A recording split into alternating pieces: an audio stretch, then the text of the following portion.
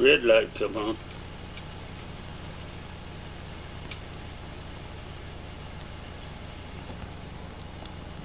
We're here at the home of Ellis Taylor in Clovis, New Mexico, and I'm here for a personal interview with Ellis, talking about his past and the past of his family.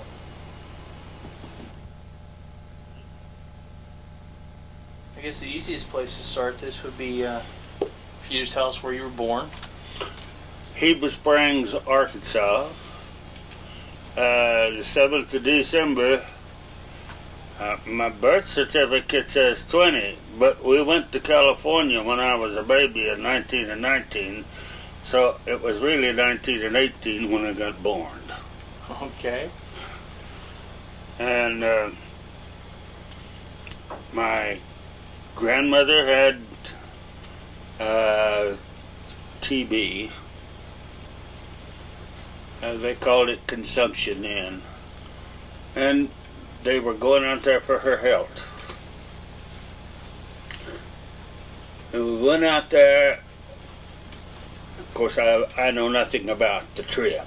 You understand it? Right. But when we got out there, she did get better for a little while. And then I guess she had it too long to get well, so she died in 23. Did you have a chance to get to? Do you remember anything about your Yeah, I remember. I remember her well.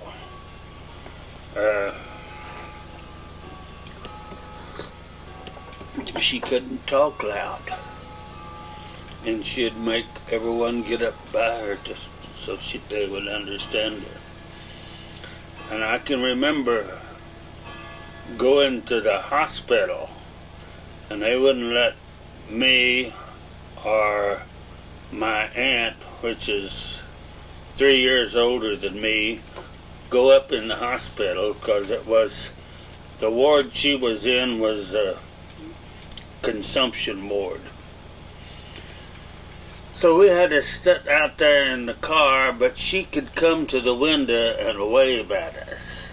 And we usually went up there because everyone worked, and we went up there at nighttime. So we could just see her at a distance, and that's all there was to that. But she died in 1923. Was that your earliest memory, or did you remember things before that when you were even younger? I remember a few things before that. When we moved to California, we moved to a little town called Lancashire. And they had a gas stove in there. We wasn't used to a gas cook stove. So it had a little wheel down here you could turn the gas on, then you lit the burners and lit the oven. And they'd tell me, now don't fool with that little wheel. But I'd get in there, I'd turn it, and I'd go spew, and I'd turn it off.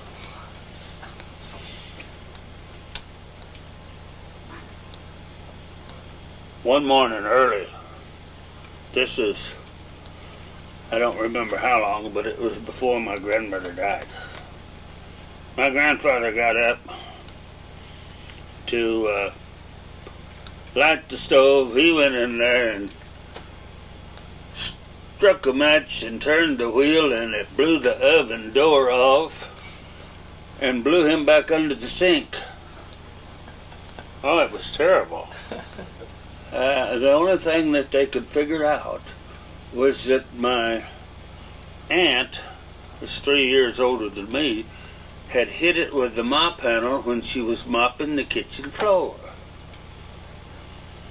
But I knew. I knew about that little wheel.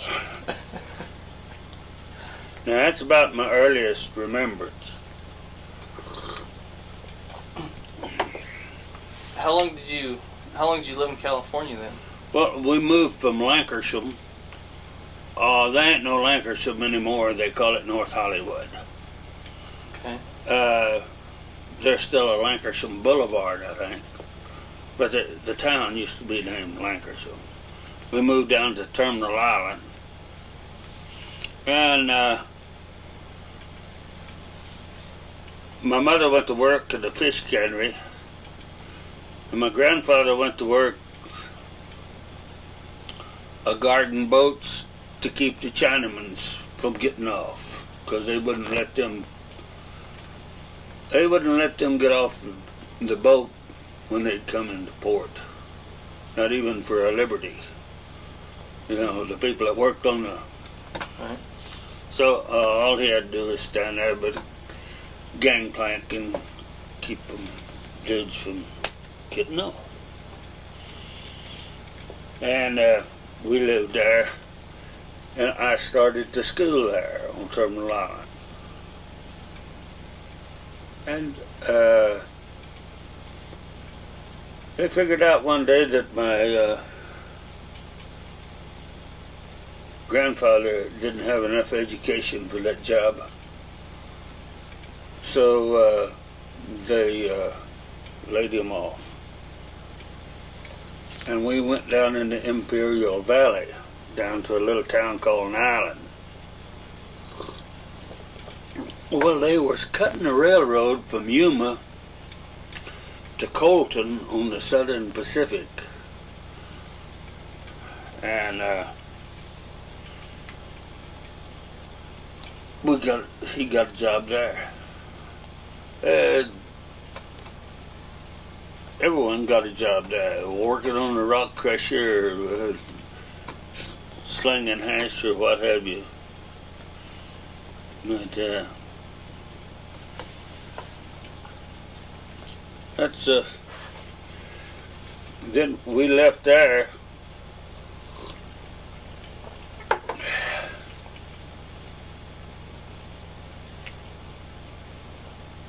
And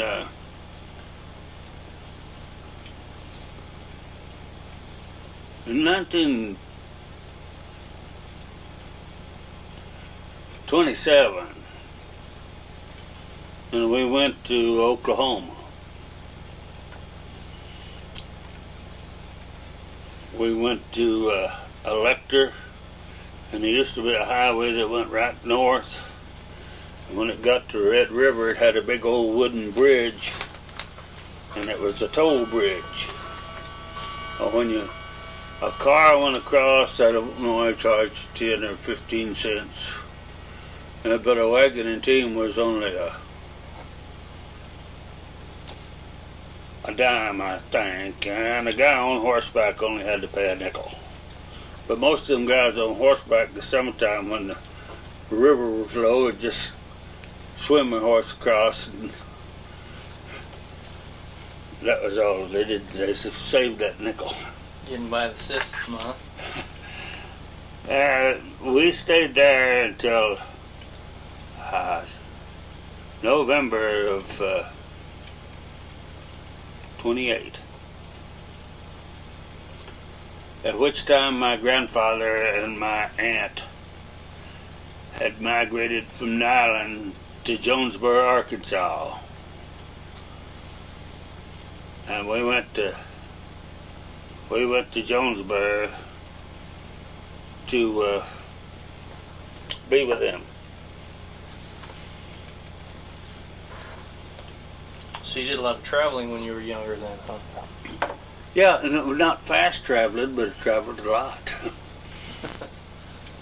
Did you continue to go every time you moved? Did you change schools as well, or? Well, I went to school on Terminal Island, and then when we moved to Nyland, California, then I went to school down there. And then when we left down there, I didn't go to school no more for, well, it was way over a year till I started to school out in the country in the Rock Hill community of north of Jonesboro. What kind of schools were they? They taught up to the 8th grade. The one in Arkansas did. Just a single room? Oh yeah, one room,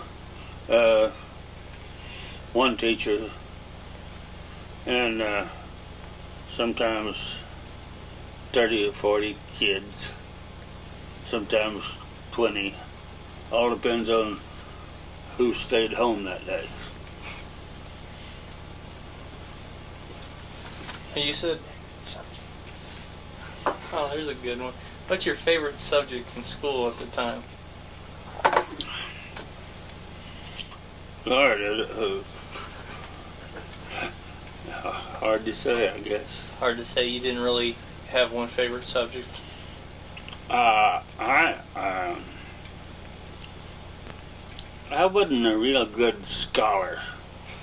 I like geography and history quite a bit, but I wasn't too fond of that schoolhouse. I wish I'd have been more fond of it, but I wasn't. Did you ever pull any pranks or anything like that while you were in school, or were you generally the good guy on the block or the bad guy? I don't know. You might say that we were all... children are not no worse now than we were then. There are just more things for them to get into. I know the boy I sat with, we made us a pair of dice out of some little blocks of wood, and we'd put a book up here and we'd shoot dice for a sheet of paper from you. You had to buy your own paper, you know. And naturally we got caught at it. Someone told what we was doing.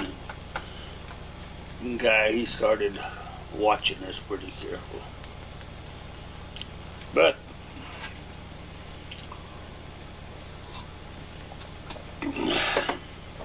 yeah, I've done several things at school. Come a big snow. I think it was at 30 or 31. And this school was right down at the bottom of a real steep hill. And there wasn't no road up this hill. It was a path.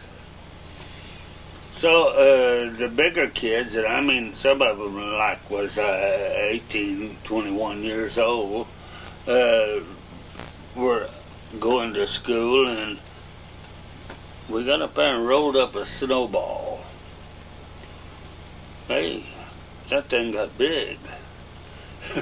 Someone said, let's push it down the hill into the schoolhouse. Yeah, that's a good thing to do. So we started that thing down, and the further it went, the bigger it got.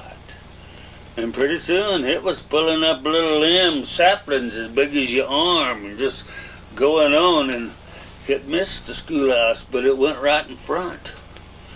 And it went maybe 600 yards past the school down to the road, and there was some deep gullies there, 15 or 12 or 15 foot deep, and it fell off in one of them. And do you know the next July there was still ice in that thing? People used to come up there and get them a dishpan full of that and put their butter in it.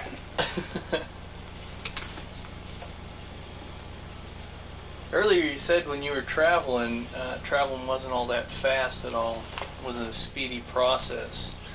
No, we never rode the train but once. We always went by auto. By auto? Once was we went to California in a 1916 Model T truck. A ton truck. With everything. With everything intact. Was that fairly smooth traveling, or? No, the roads were terrible. You had to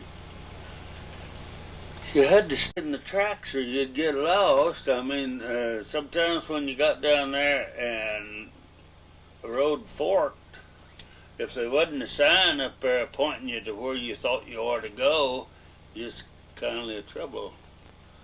But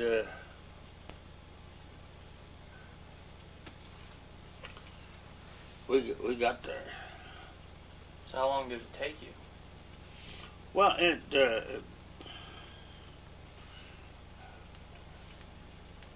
I believe we started in May. And when we got out there at Flagstaff, Arizona, or a few miles past Flagstaff, something broke down in the transmission of the Model T. So they went to the depot and wired the people in Los Angeles to send them the part that they needed. Well, they stayed up there and waited a week. Nothing came. So they went down there and the operator, the telegrapher told them, said, just go over there and call them on the telephone. And they did, and said, we don't have that part. You'll have to get it out of Detroit. So the telegrapher sent the wire to Detroit, and in 5 days they had it back. So we was about 15, 18 days out there. But while we were out there, my grandmother, that could only stand to ride for about 4 hours every day, then they'd have to stop and put up the tent and fix her bed, if she had a cot. She got so she could be up all day, and she sounded better. I said, no, I don't remember her sounding better, but my mother said that she sounded better.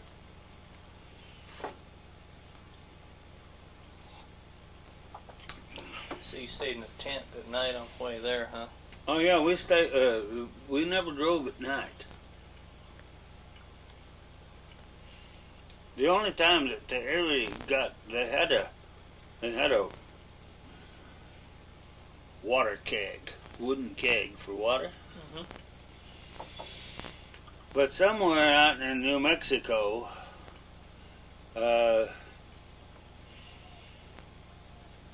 the truck was running hot, and it had to fill up the radiator out of it, and we was saving a little water and saving it, and a cloud come over, they said, in front of them, and when they got up there where it had rained and passed through, they found hailstones as big as tennis balls. So they just got out there and gathered up a bunch of them and poured that water that we had over them to wash the dirt off, and filled the dead burn ice keg with, the water keg with hailstones. Said when it all melted down, had nearly a half keg of water. We stayed, I know they talked about, we stayed 3 or 4 nights in Needles in a campground there somewhere. And they went out there and caught big mess of fish out of the Colorado River.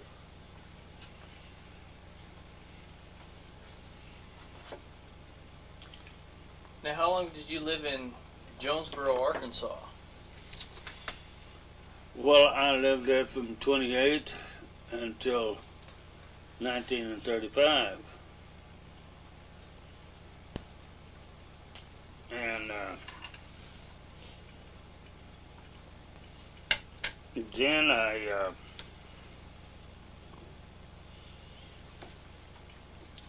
had misunderstandings with my stepdad. So I went back to California. And I was doing all right. I went down there in that Imperial Valley where I used to live, and used to didn't have nothing growing down there, and now it had to look like the Garden of Eden. Everything was watered from it Colorado River, and everything was green. They had people, probably 80% of them wetbacks, that was come over there and picking up potatoes. They give you so much a sack for picking up potatoes, you know. Mm-hmm. And you just pick them up. When you got your sack full, you put your tag on it, and it had a number on it. So you could make $1.50 or $2 a day, all depending on how hard you wanted to work. And then by evening, there's usually some guy with a big truck pull in there and want to know if someone wanted to help him, and sometimes he'd give you $3 just to help him load up. Do it in a couple of hours. So I used to kind of rest during the day and make that $3 in the cool of the evening. But I didn't stay there long. I went back to Arkansas, and I guess that was about June of '35. And they were having it kind of rough. So they talked me into going into the CCC camp. Therefore, they'd get $25 a month, and I'd get $5 a month. Now, what's the CCC camp? Civilian Conservation Corps, something like that. It was a government thing. Army officers run it. Okay. And what'd you do while you were there? Well, when I was there, I went to, we got in the truck and went to Camp Pike. Ain't Camp Pike no more, it's Camp Joe T. Robinson down at Little Rock. And they put us on a train and we went to Mount Rainier National Park in the state of Washington. And we done several things. We built trails. Well, I got in with this. He was an ex-World War I soldier, but he was not an Army officer. But he was a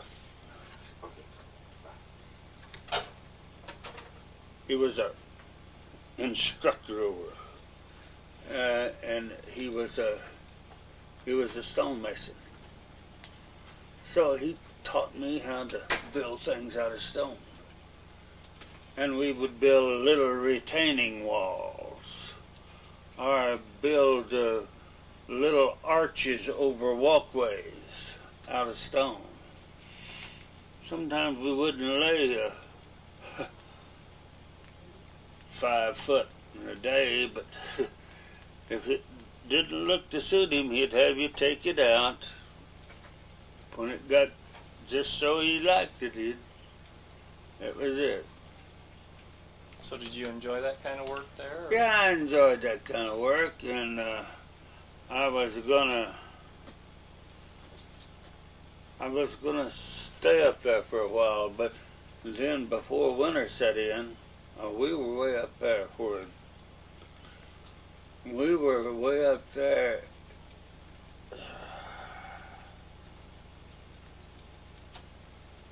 on the side of Mount Rainier, and everything got snowed in the wintertime. So they took us to the coast and set us out there on an island at a place called Oak Harbor. But we done the same thing out there. Built a little park. And we built little buildings out of stone. You didn't build too many in the wintertime up there because it rained all the time. And you go out there with they had a great big mortar box. Used slack lime. And they'd make it all up. It'd start raining. They'd just throw enough sand in there to kill it. Then the next day they chop it back up, put a little more cement with it, and some more lime. When it finally got so we could work, boy, we had enough material there to last a while. Well, I come back to Jonesboro, and I went out there with Nelma and Clyde. That's a mother and stepdad, and I built me a bunch of rabbit traps. Bunch of rabbit traps. Mm-hmm. We called them rabbit gums. 4 boards about so long, and with a door and a trigger. You know what a rabbit trap looks like. Mm-hmm. And I had it was a little granary that someone had used for a wheat granary, and I used to catch these rabbits at night, anywhere from 3 to 5, and I have caught as many as 12 one night. I had 26 traps. And then on a Friday evening, I'd get out there, and I kept them in there and fed and watered them during the week. I'd get out there and kill them and skin them and take them to Jonesboro and peddle them. I started off selling them 10 cents a piece or 3 for a quarter. But it didn't take long to sell 50 rabbits, I'll tell you. So did you make some good money doing rabbit trapping, or? Oh yeah, I made enough money to buy the stuff that we needed there in the house.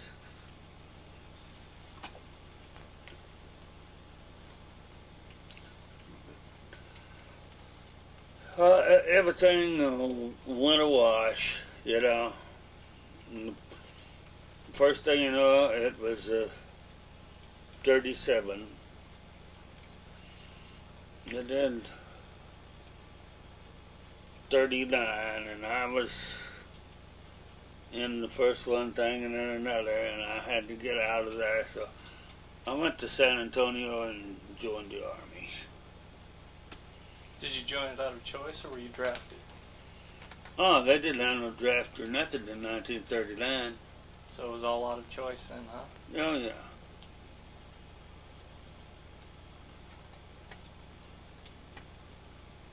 What part of the Army did you want to be in, the infantry, or?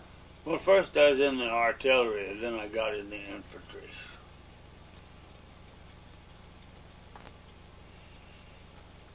Did you like it? Yeah, till they started the war. It was a wonderful place. Hey, I weighed about 133 pounds when I went in there, and 6 months later, I weighed 147. You wouldn't believe it. I hear them guys holler about that food. I thought, boy, if you had to go to bed with just a cold biscuit, you wouldn't be hollering about something like that. How much did they pay you when you first started in the Army?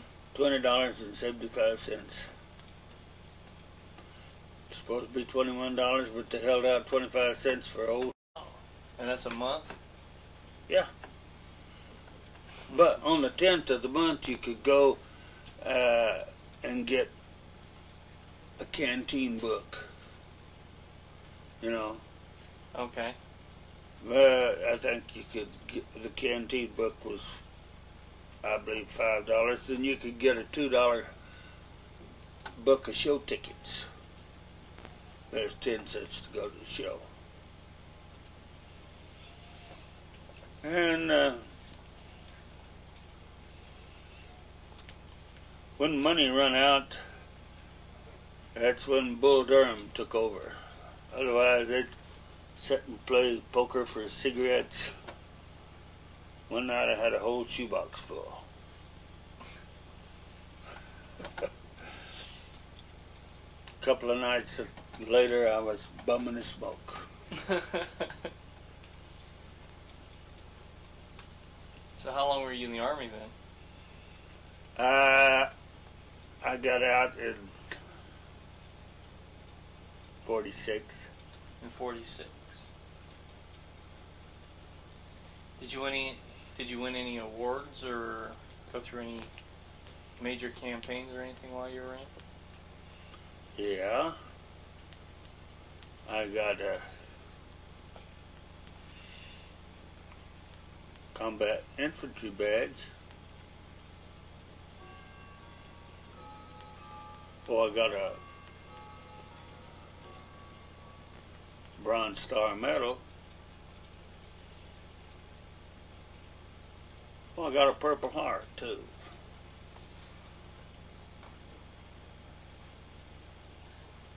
Four or five campaign stars for North Africa and Europe. Haven't thought about that stuff in years. Did you have a lot of memories from while you were in, or? Some. All the bad things I've kind of turned it out of my mind, but I can remember some of the better things. You know.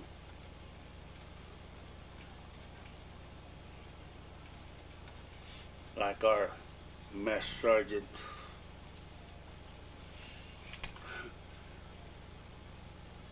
called up division supplies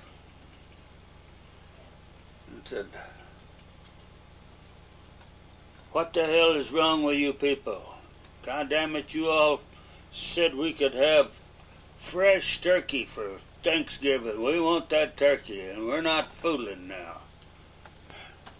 Some guy on the other end of the line said, "Do you know who you're speaking to?" The mess sergeant said, "No." He said, "I'm Colonel," whatever his name was. There was a long pause. Mess sergeant said, "Do you know who you're speaking to?" He said, "No." He said, "Thank God," and hung up the phone.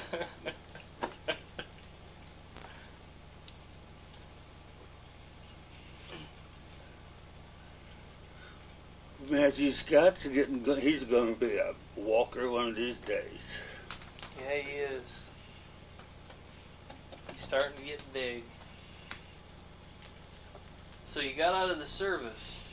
Yeah. What made you decide to get out?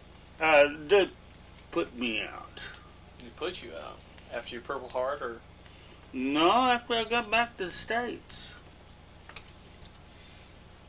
No, psychiatrist said I was crazy. So they put me out and give me 50% disability and put me out. And I didn't have no trade. I didn't want to go pick up potatoes or shell for a carnival. So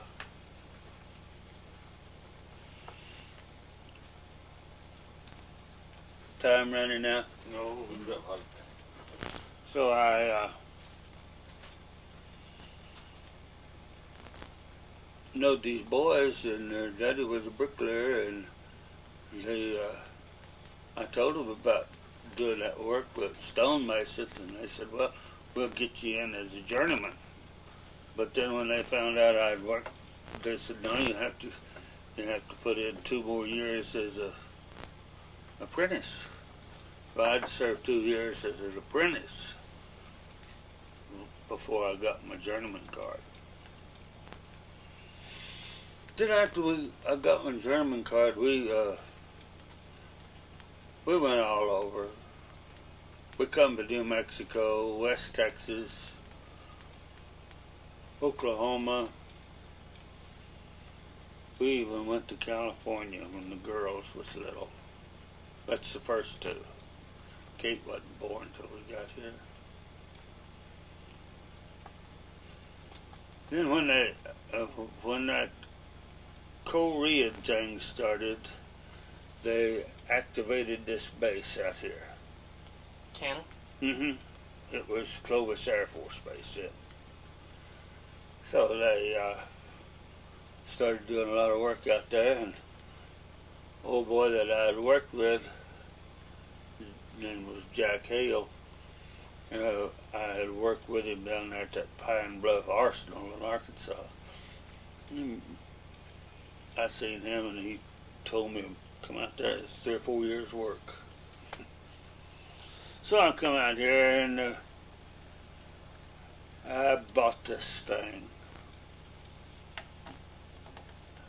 I guess we've been here ever since.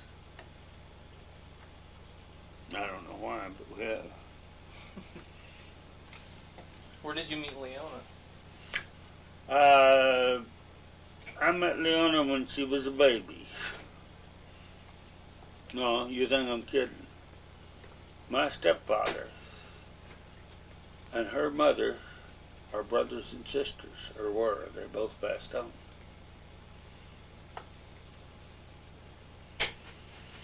So when I come back from Europe, we got to going around together. And got married. We got married before I got out of the Army. What do you want? John, would you open the door? And he's got a chain on his neck. Just take that chain off. He'll let you.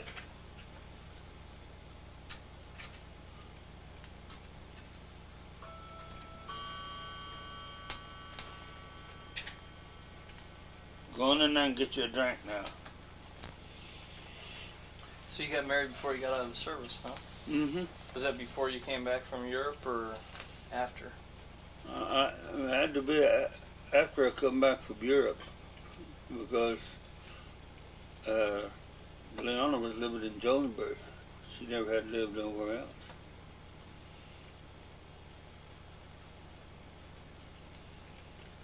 It was just, yeah.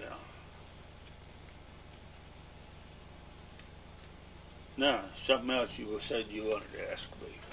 Yeah, what was, as far as, throughout the years since you were younger and up till now, what have been some major changes that have possibly made a profound effect on you yourself, or even just your family in general?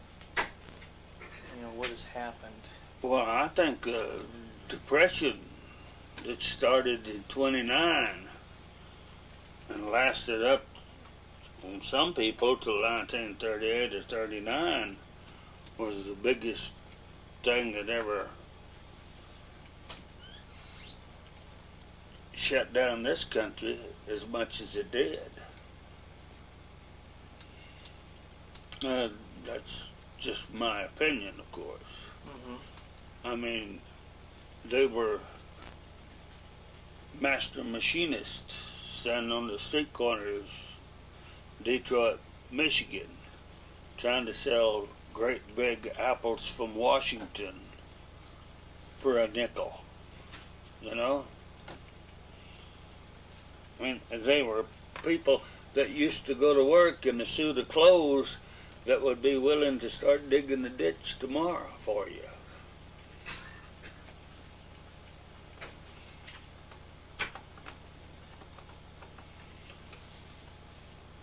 there's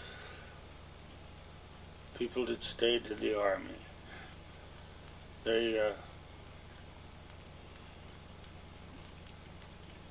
two that I know stayed 30 years.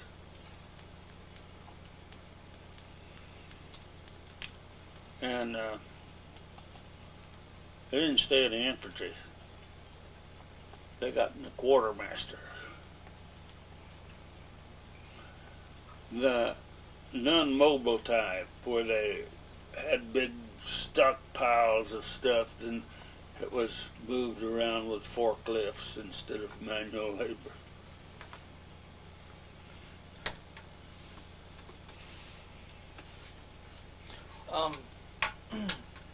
What were some of the some accomplishments in your family as far as history goes, not necessarily just your immediate family? Like you had an uncle that was quite possibly the first mayor of Los Angeles? I had an uncle, it was my great uncle, my grandfather's brother. Of course, you understand that my grandfather was 23 years older than he was. That he lived to be 101, and he just died a year or two ago over in Prague, Oklahoma. Right. But there is something, his boy that lives out there now says that they were the Hodges that was the first mayor of Los Angeles. But I think that's debatable. Somewhat debatable, huh? Yeah, you know, I don't mind them telling it, but neither do I have to believe it. But now, my great-grandfather, he lived with us a while there when we was up there by the Rock Hill community. And he was in the war between the states.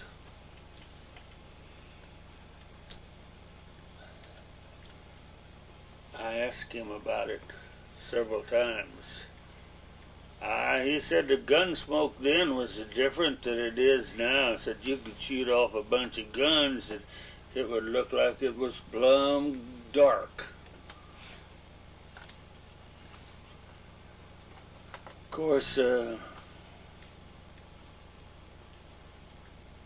he got captured too at Vicksburg. Oh, really? Yeah. But he's from Kentucky. From Murray, Kentucky.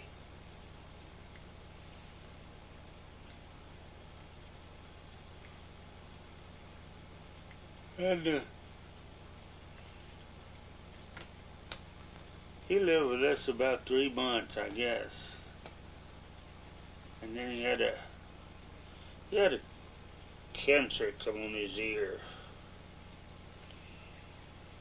And all he ever put on it was cloverine salve. And I never did look at it too close, but they said it was really doing some serious eating.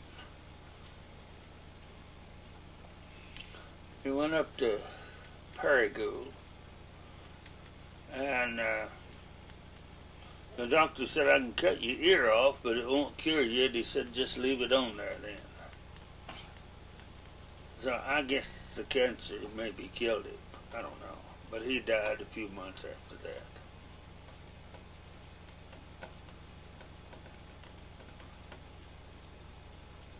And did you have a relative that also marched in the Trail of Tears? Is that right, or? Yeah, but they stopped in Murray, Kentucky and never did go on to Oklahoma.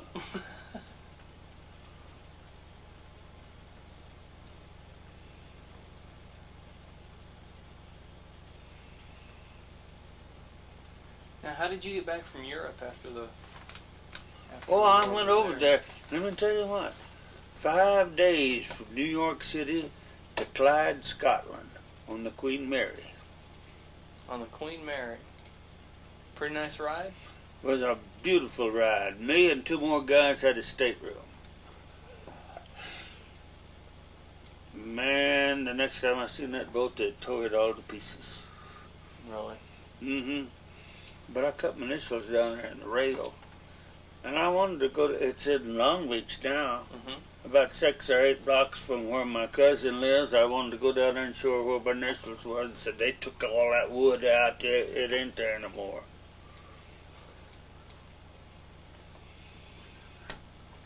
So did you come back from Europe on the Queen Mary too? No, I come back to the hospital boat. Not near as comfortable of a ride? It was a British boat. You got 2 meals a day. You got like baked beans for breakfast and soup beans for supper. But if you had money in your pocket, you could go down, send someone down to the galley, and they'd come back with whatever you needed. I guess T-bone steak if you had enough money.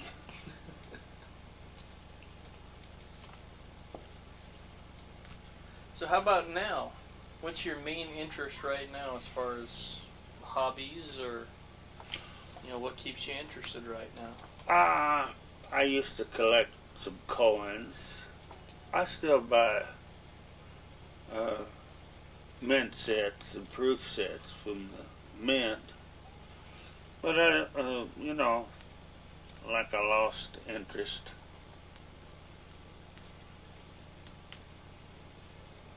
I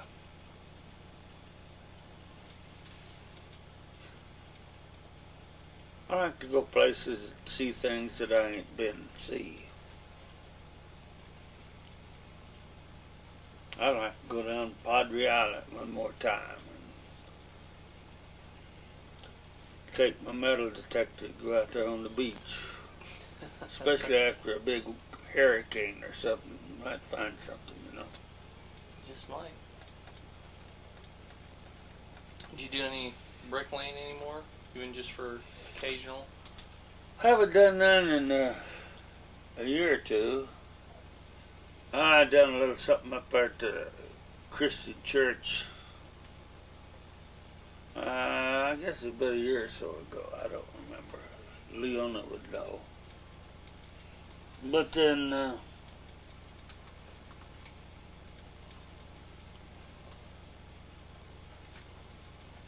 but I think I ain't gonna try to lay no more block.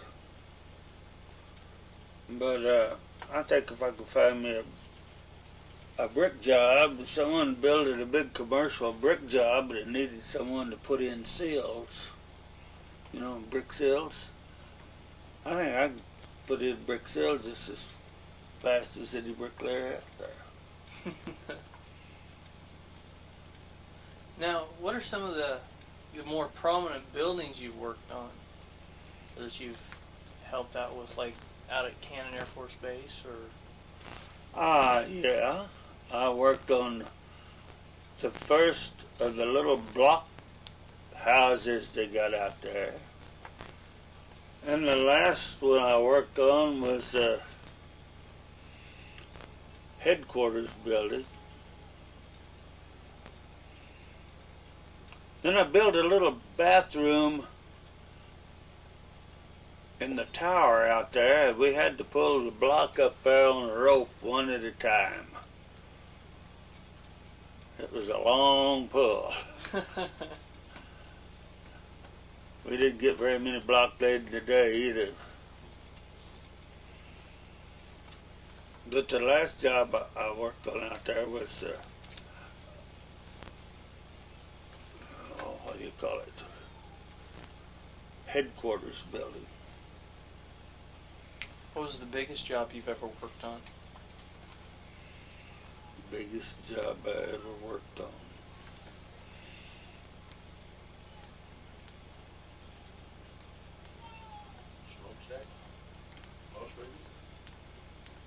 I've worked on a lot of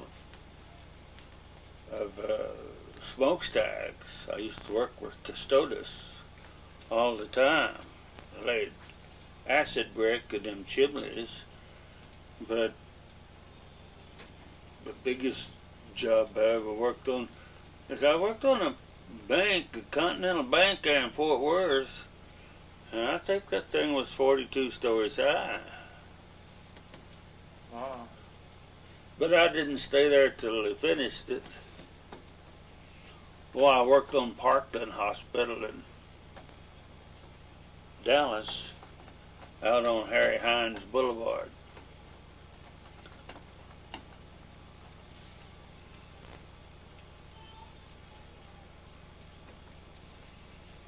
So all in all, you've had a pretty interesting life then. A couple different things here and there, all over the place, huh? Yeah,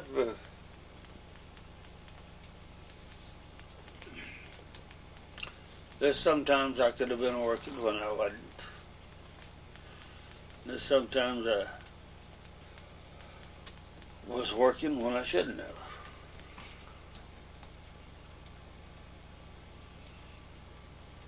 Well, with all the experience you've gained over the years in your life, and seeing other people as they've grown up and everything, what kind of advice would you give to a future generation like Matthew, or maybe even Matthew's kids, or Rigby, or anything like that? Well, the way things is going right now, no one wants to learn to have to do something that's like manual labor. You could talk to a bunch of school children and they'll say, yeah, I want to be something here. If I work in a bank, all I want to do is count money. I mean, I don't want to sweep up of the evening after someone's gone home. But if they would want to learn a trade, there's a lot of trades. I think electrician would be a wonderful trade for a young person to do. I don't mean just learn to be an electrician. You got schools now. You go to school and be an electrical engineer. Why, some electricians, if they would go take the test, could probably be classified electrical engineers. Possible. But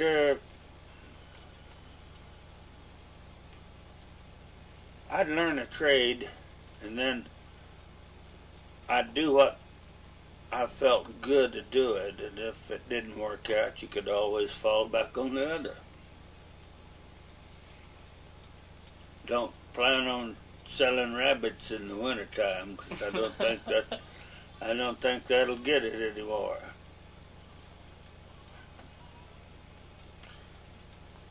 You know, you had to leave one back foot on them rabbits. Why is that? People wanted to know they was buying a rabbit.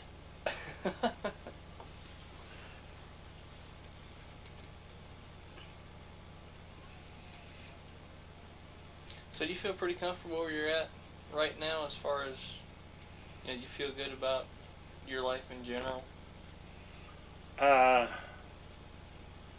Yeah, I guess, suppose, maybe. There's a lot of things that I'd like to change if I could, and I can't, so I know that.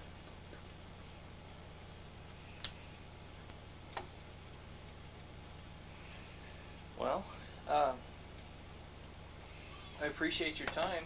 I really don't have any more questions to ask you. It's been a pleasure.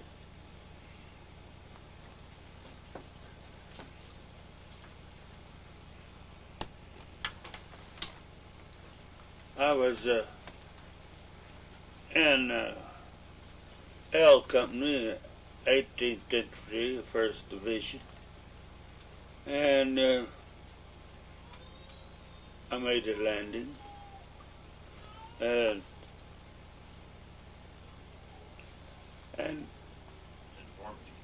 at Normandy, and the thing, when you got up off the beach, the thing went right straight up. I had some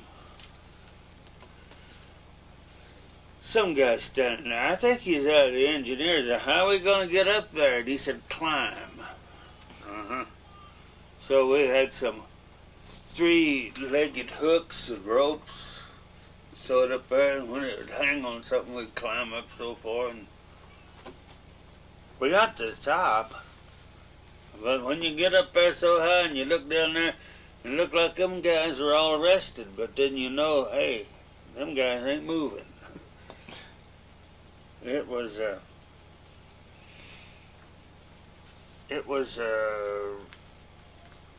harrowing experience to see people that you knowed. Now the boat, the LCI, stopped as far as from here to Ronnie's house over there, from the beach. Dropped that thing down, and I was about the 6th guy back here. And when we went off, hell, I went off in the water over my head. I held my rifle, and I got that full field pack off, and I had a rifle and 2 bandoliers, a couple of grenades, and no helmet. But when I got on the beach, I got me a helmet. And we got up there by about 3 o'clock, and the resistance was quarter of a mile back, and they were lobbing mortar over there down on the beach. So they never did. Actually, climbing up the bluff was the best thing we could have done.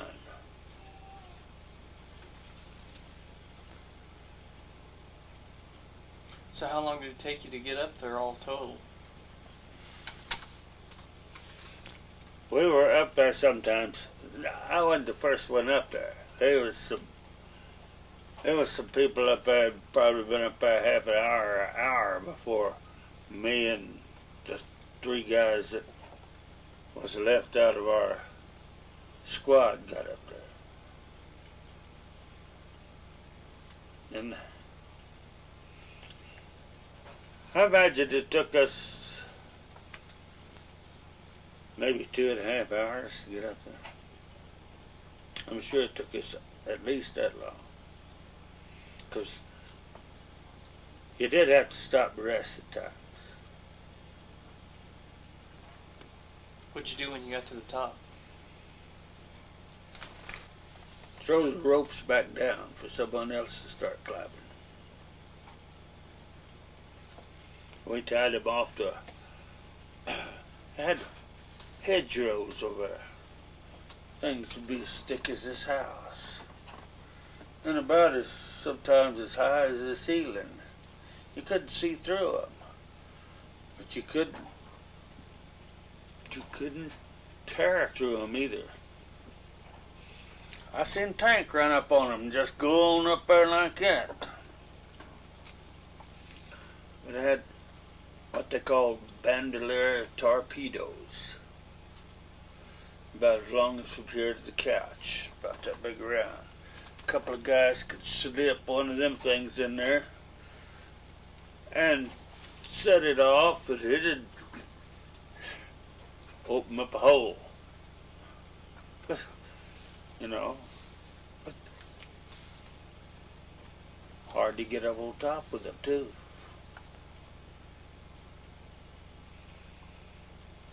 So how long were you there for that part of the campaign? Well, we were there until we broke through at St. Lo. I forget how many.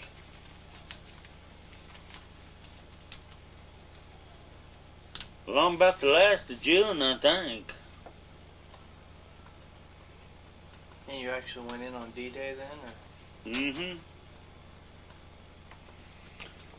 But that guy should have drove that boat a little bit further toward the... Dropped it down, and that sailor said, "Everybody off that's going, everybody ashore that's going ashore," you know. A bunch of dumb GIs just jumped off of that thing. Ah, well, what the heck.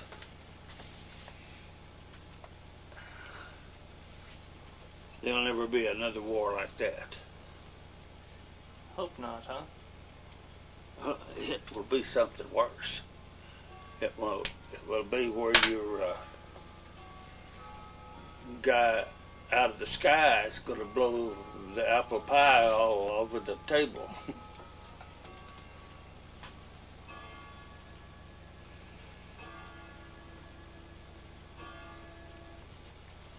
How did you get your Purple Heart? Well, it sounds it's not exactly like it sounds, but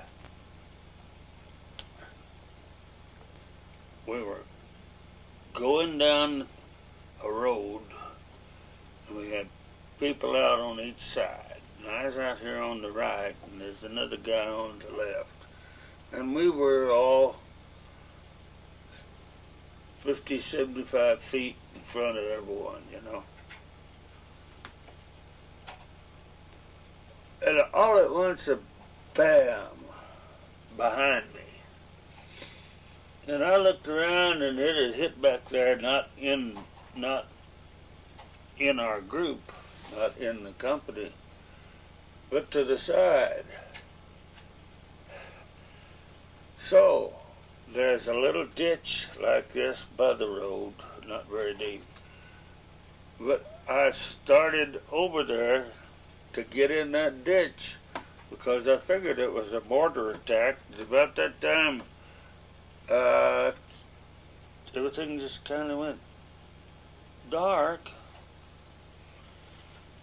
And when I woke up, I had a bandage on my neck and a bandage over this ear, and I was in a brick schoolhouse. When they put us in a C-46 on stretchers, it was all hung up there, and flew us to a hospital in Nancy, France. And that's where I stayed until I was there when the war was over.